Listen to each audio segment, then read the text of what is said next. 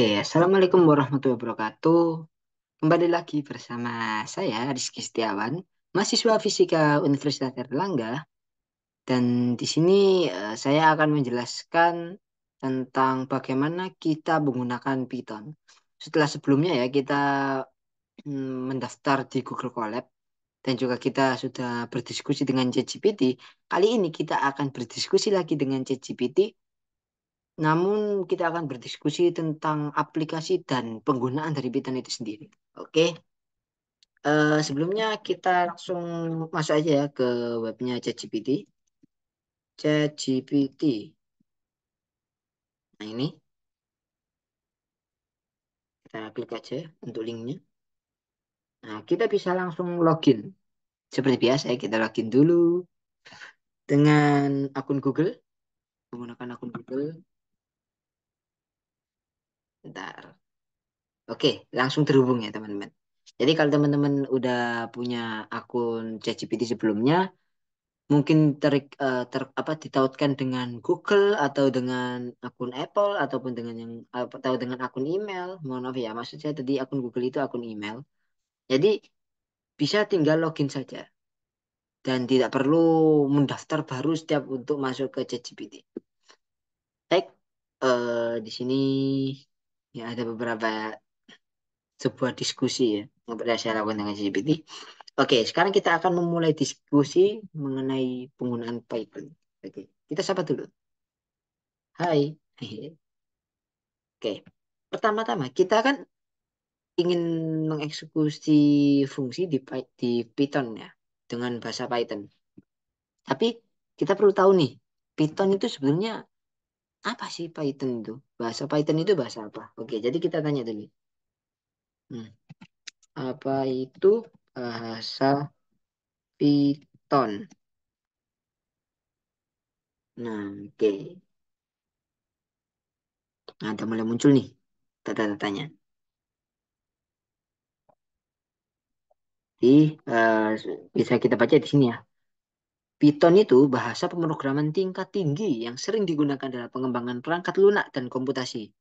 Nah, awal pengembangannya itu dari awal tahun 90-an oleh Guido van Rossum. Nah, Python itu dirancang dengan filosofi untuk menekankan keterbacaan kode dan sintaks yang sederhana. Nah, jadi ini menyebabkan Python itu menjadi bahasa pemrograman yang populer di kalangan pemula maupun profesional. Nah, memang keunggulan Python itu apa aja sih? Nah, di sini ChatGPT itu jelasin gitu, menjelaskan ke kita bahwa Python itu ada beberapa fitur utama atau ya keunggulannya. Itu mudah dipahami. Jadi Python atau sintaks di Python itu lebih mirip ke bahasa manusia, bukan ke bahasa mesin, lebih mirip ke bahasa manusia. Sehingga mudah dipahami dan lebih mirip ke bahasa Inggris beberapa fungsinya itu. Seperti import, terus statistics, math, definition, if, else, looping, dan lain sebagainya. Terus juga di sini juga ada Python itu dia dinamis dan juga interpretatif ya. Jadi dia itu bahasa pemrogramannya itu dinamis. Berarti tidak perlu mendeklarasikan variabel secara eksplisit. Kemudian kode Python itu dieksekusi oleh interpreter. Oke, nanti langsung kita coba aja ya. Mungkin kan di sini kan bahasanya apa itu interpreter, apa itu dinamis gitu ya. Jadi nanti kita langsung coba aja.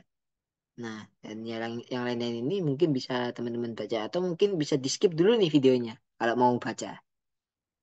Oke. Nah, setelah itu sekarang kita akan menanyakan tentang basic-basicnya ya. Mulai dari penjumlahan di Python. Bagaimana melakukan, sorry typo, sorry typo. Penjumlahan di Python.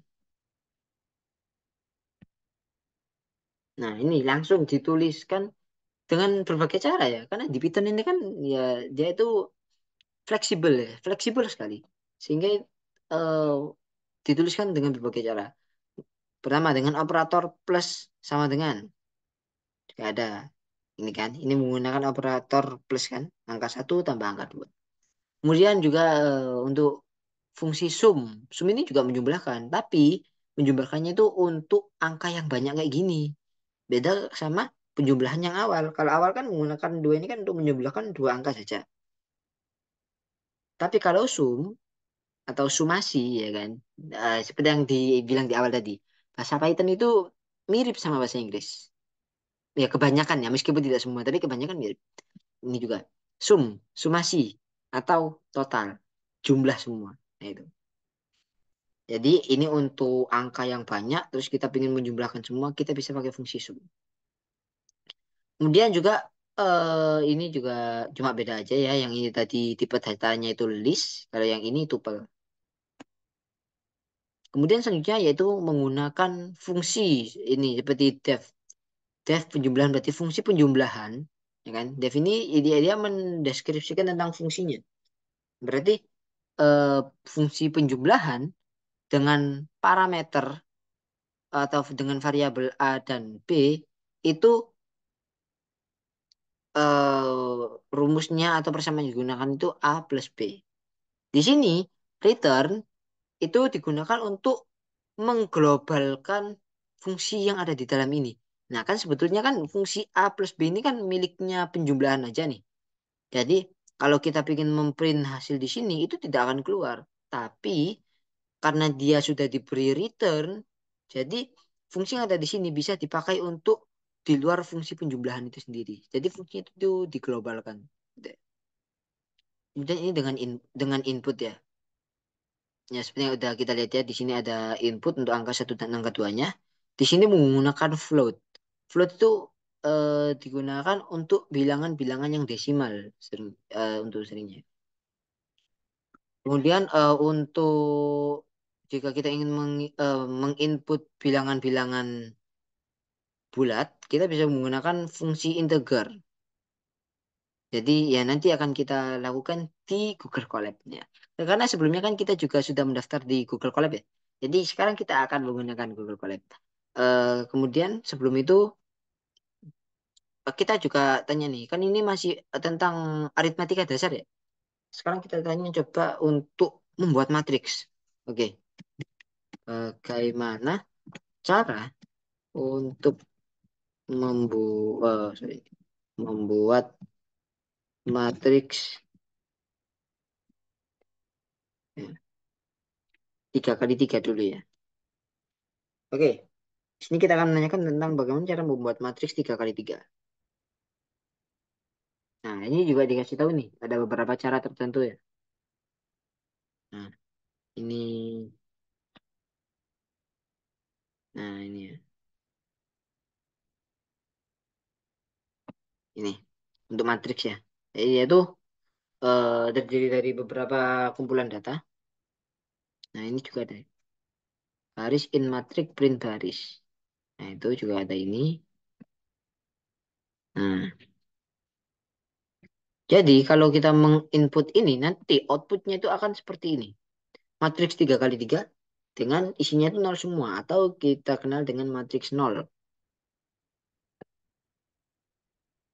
Kemudian jika kita menginputkan angka-angka seperti ini, ya kan, dengan perintah yang sama, maka ia akan menampilkan seperti ini. Sehingga sekarang kita coba ya. Ini kan angka-angkanya itu kita masukkan di programnya, bukan di output, ya kan?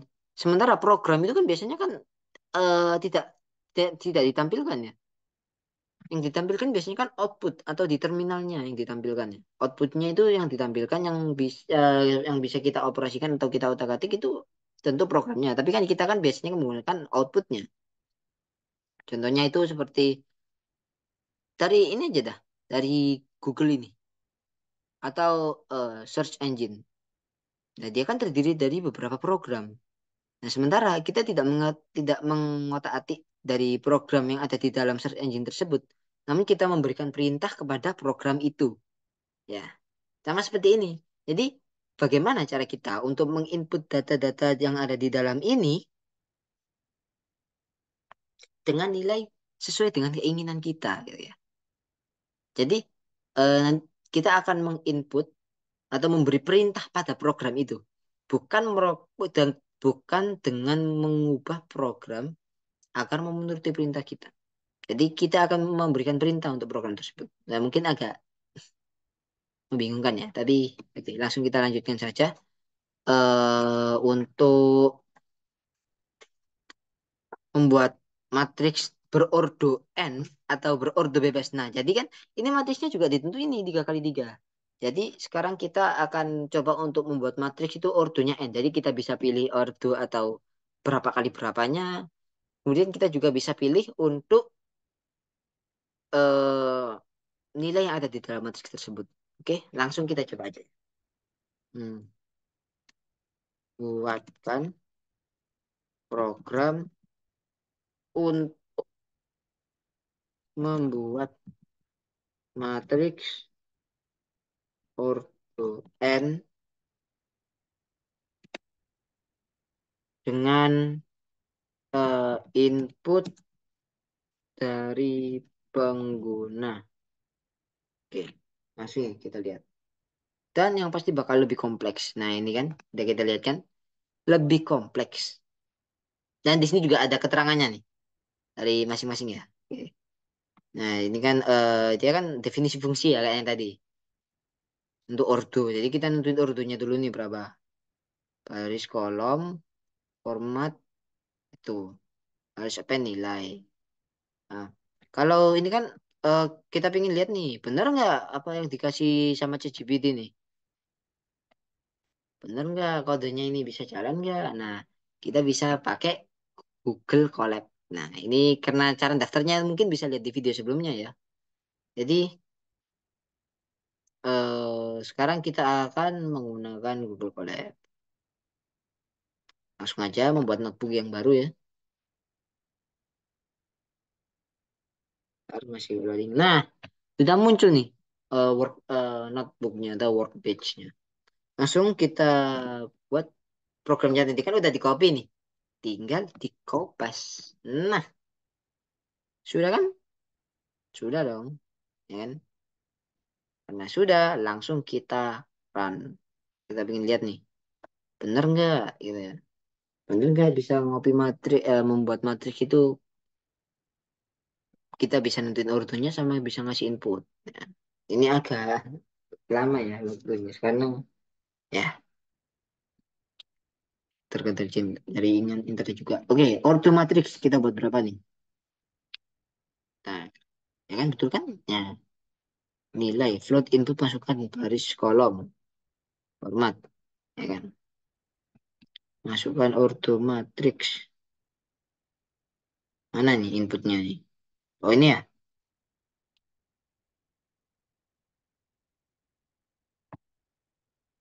coba kita buat ke 4 kali 4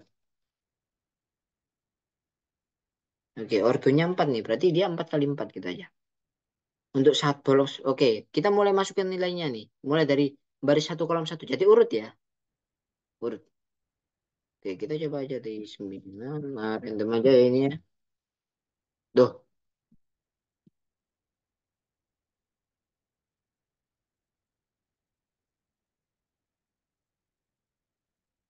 oh, sorry ada problem ya nah langsung aja ya tadi kita lihat ya jadi ya biasa ada problem oke kita coba untuk ordo 5 nah kalau kita masukkan satu-satu kan capek ya tiga bebas dah masukin berapa aja suka-suka hmm.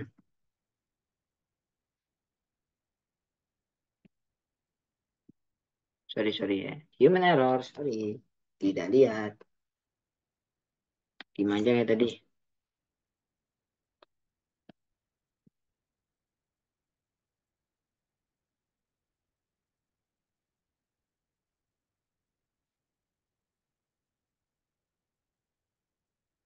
mungkin kalau kita pakai VS Code atau IDE yang lain mungkin bisa lebih itu ya nah kayak ini nih tiba-tiba ngapain nih muncul tiga nih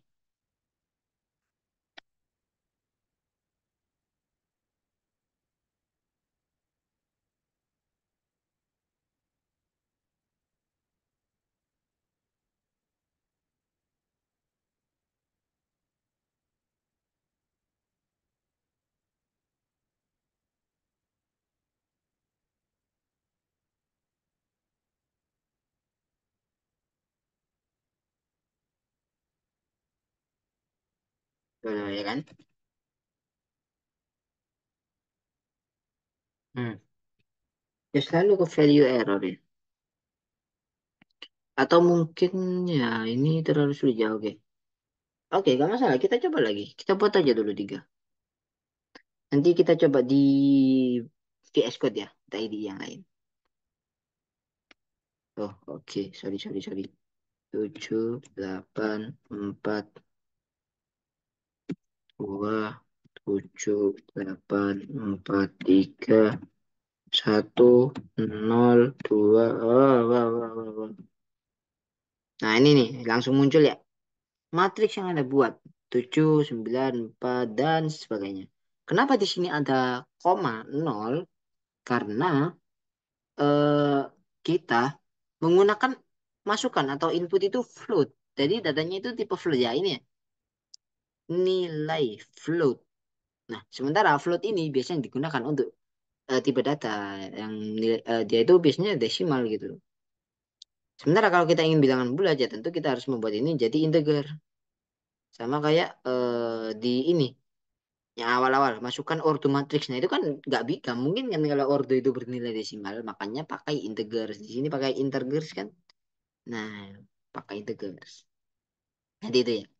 Oke, tadi kan aku udah bilang nih, kalau misalnya bakal kita coba pakai software yang lain. Kita pakai Visual Code. Nah, wait, wait, wait, wait. Oke, ini tadi ada sebelumnya ya. Nah, ini tadi sebenarnya fungsinya sama, cuma aku coba ubah dikit nih. Oke, sekarang kita coba ya untuk print matriksnya. Sebetulnya sama saja, tapi ya tinggal print aja kan ini kan juga menggunakan loop juga kan. Ada loop while, tapi ini pakai while true dan yang lainnya. Oke, jadi bakal kita coba untuk matriks. Ini juga sebetulnya dapat dari ChatGPT juga ya untuk codingan ini. Tapi saya ubah dikit lah. Aku translatein ke bahasa Indonesia biar gampang dimengerti aja. Kayak ini, masukkan jumlah baris. Kita pingin berapa baris. Nah, kalau tadi kan itu selalu ortogonal ya bentuknya ya. Tidak bisa, nggak bisa kayak cuma satu baris atau cuma satu kolom gitu kan. Dan itu harus ortogonal. Kalau ini enggak, ini kita bisa ubah-ubah bentuknya. Oke. Kita pingin jumlah barisnya berapa nih? Untuk jumlah baris, kita buat 4 lah. Oh, jangan, jangan, jangan. Kita buat 3 aja. Nah, kolomnya 4. Oke, langsung nih. Baris satu kolom satu. Kayak tadi aja, random. Kan?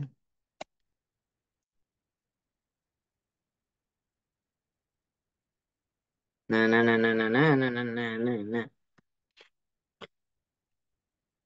Kelebihannya kayak biasa. Nah, ini kan juga ordernya. Nah, tidak selalu 3 kali 3 kan. Jadi, ini lebih fleksibel lagi. Jadi, ya, kalau kita menggunakan ChatGPT itu kan tidak langsung kita telan mentah-mentah ya. Ada yang bisa diedit, ada yang bisa dimanipulasi, kita manipulasi. Karena kan sesuai dengan tujuan awal, ChatGPT itu kan membantu kita, bukan menentukan arah hidup kita ya. Jadi tetap keputusan itu ada di kita dan kita bisa mengedit dan mengubah-ubah masukan yang udah dikasihkan oleh ChatGPT. Oke. Jadi bukannya kita yang bergantung sama mesin, tapi kita memanfaatkan mesin. Nah, seperti itu. Jadi kalau kita pakai ChatGPT itu bukan kita selalu bergantung pada mesin, enggak, kita memanfaatkan gitu.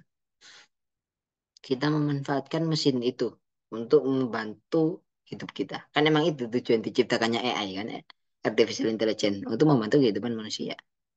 Ya, hanya seperti itu ya. Muncul kan akhirnya. Ini untuk ordonya itu 3 kali 4 ya. Oke. Dan mungkin kayak gitu aja ya. Atau mungkin bentar, bentar. Aku tadi mau bahas apa lagi ya? Lupa. Hmm, please. Oh, baik.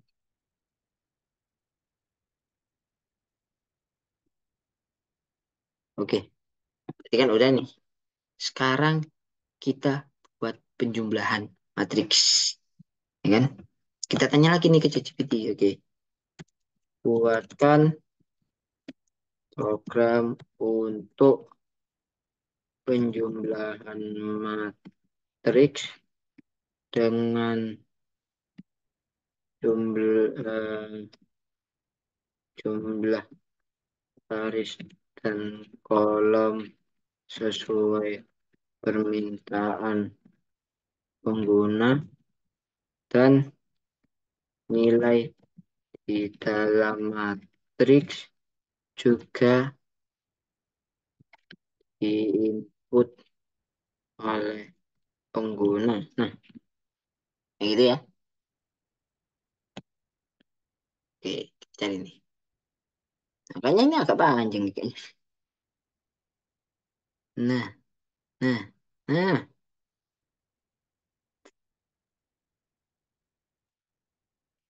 Oke, langsung kita coba aja.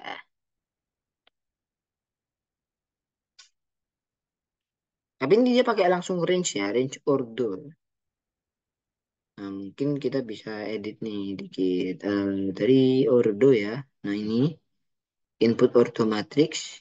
Nah, kalau yang awal ini kan dibagi itu ya, rows and column. Kolom dan baris. Sementara kalau di sini itu langsung. Gitu loh, matrix for E in range ordo.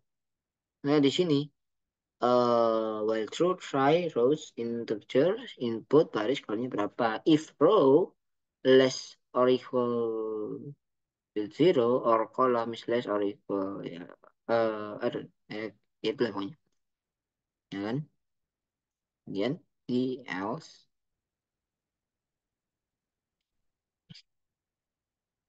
jadi ya gitu ya. Langsung aja kita coba pakai bentar tak bukain web lain dah. M.py di sini aja. Oh ya, di sini kita pakai VS Code ya. Nah, ini tadi oke kita coba. Kali ini, nah ya kan baris dan kolom.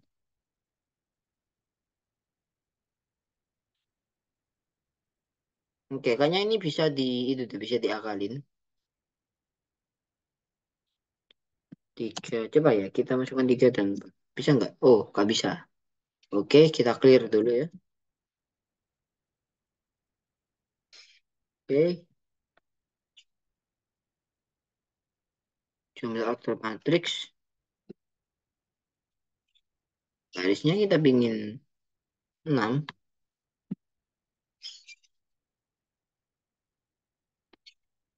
dan 2. Nggak bisa. Jadi ini minta untuk inputnya kan itu. Nah ini jumlah baris dan kolom. Ya jadi gitu ya. Itu order matrix. Ini untuk ordernya matrix square ya. Oke, nomor no problem. Kita coba aja dulu. Jumlah baris dan kolomnya kita buat jadi 2 aja. Tidak usah besar, banyak-banyak. 1, 0, 0, 1. Oke. Terus nih, matriks kedua nih.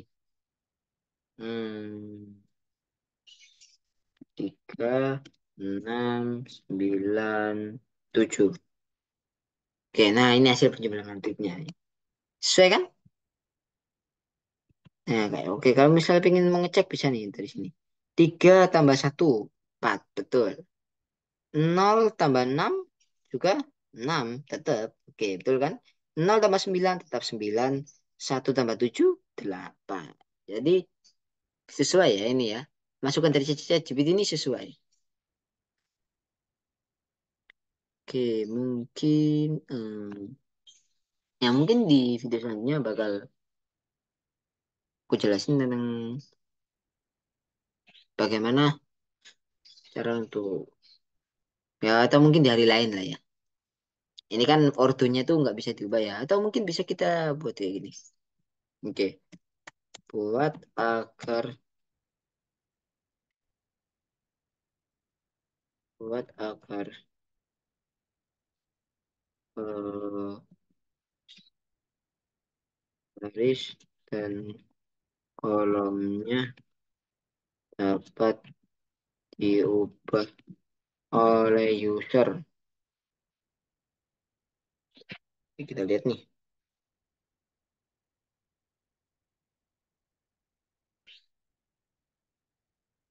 Nah, ini lebih fleksibel nih. Nah, jadi kalau misalkan kita dapat codingan atau kode dari ChatGPT, kalau misalnya masih nggak sesuai nih, kalian kita komplain aja gitu loh. Ini, nah karena komplain dengan kalian dibuatin. Nah, nih input baris kolom. Oke, karena ini tadi udah sesuai cuma ya kurang lengkap aja, kita hapus. Kita ganti dengan yang ini. Ntar ini bakal aku clear dulu. Clear. Nah, ini tipe. Oh, tipe. Clear. Nah, oke, habis clear. Oke, kita input barisnya dulu. Barisnya kita pengen berapa nih? Dua aja. Tapi itunya tiga. Jadi biar keseimbangan gitu. Tapi, nah ini antara matriks sama matriks dua itu ordernya sama. Kenapa? Karena ya itu kan salah satu syarat agar bisa dijumlahkan. Oke.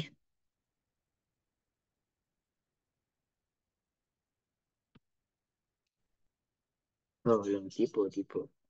Sorry. Nah itu, ini nggak dimasukkan ini langsung ya error ya maksudnya. Oke. Oke kita errorin aja. Kita clear dulu lah biar bersih.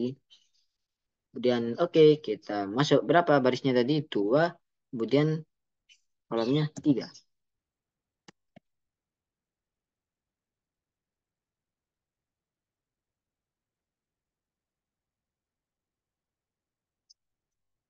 Nah, langsung muncul ya. Dan sesuai dengan permintaan tadi. Kolom sama barisnya itu bisa diubah. Oke. Jadi cukup segitu dulu ya untuk penjelasan tentang membuat matriks dengan ChatGPT kali ini. Oke, kurang lebihnya mohon maaf. Saya akhiri. Assalamualaikum warahmatullahi wabarakatuh. Dan sebentar ya. Dan sampai jumpa di pertemuan atau ya di video YouTube saya selanjutnya. Terima kasih.